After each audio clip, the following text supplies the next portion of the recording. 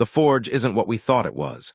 I did some digging and was able to create a theory that actually connects so much we already know and ties in a few extra details that would make everything on the Unstable SMP very, very interesting.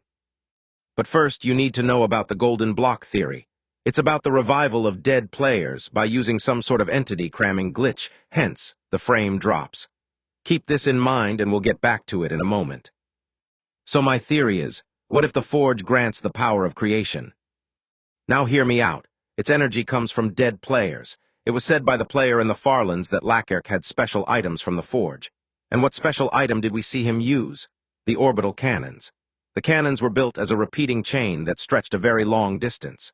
Building so many cannons manually would have been nearly impossible, but the forge's creation powers would have made it very easy to duplicate the pattern. And we've seen more examples of this. Prince Zam's empire duplicated in the Farlands, the sheer amount of items the OG players had, etc. This theory makes a lot of sense and supports other theories too. But there are two in particular I want to talk about that change everything we know about Unstable SMP. 1. The admin theory. This theory has been going around for a few months. Basically, it says that there are admins that look over Unstable SMP. This theory first came up after Parrot's video where he got hunted by a hacker, and he speculated how the admins even allowed a hacker to log on the server. This means that admin commands do exist. And what do admin commands do? They allow admins to get items from the creative menu. They can change the game mode to, for example, Adventure, which explains why Wemmbu and Boosfer couldn't break or place blocks in the underworld. Maybe the forge grants these admin powers, or it's something the admins use to access information about the server. This would also explain how the build area in the Farlands Palace was a previous version of Minecraft. So I'm really excited to see what happens about this theory. 2. The Withered. But before I say more, let's go back in time a bit. Let's talk about glitches. The Farlands are full of them.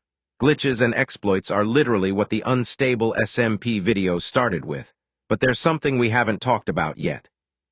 JamatoP. We know that he left the server because he didn't want to be a part of Spoke's reckless plans, and he was later hunted by the Mafia that wanted him to tell them about the exploits of the server. But we don't know where Jamato is right now. He's either dead or captured or maybe somewhere else. That opens up a bunch of possibilities.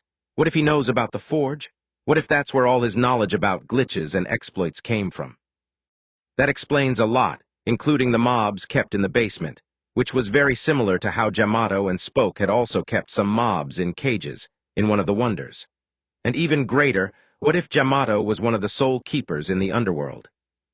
Let's bring back the golden block theory. What if that's where the forge can be accessed from? But my theory is that the underworld was the Withered, one of the civilizations listed on Ashswag's Board of Desires. That means the Mafia had wanted to find it and take over it. Sound familiar?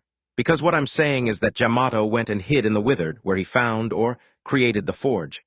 That makes sense as the Mafia couldn't find both Jamato and the Withered, and the reason for wanting to find it could be the forge. And then we could go on to say that the OG players later found the forge and glitches, originally found by JamatoP. This just makes us go deeper and deeper, but it's very possible for these theories to be true. There will, no doubt, still be a lot of speculation about the forge, but I'd love to know what you guys think and if there's something I missed. Also, consider subscribing so you don't miss out on more theories.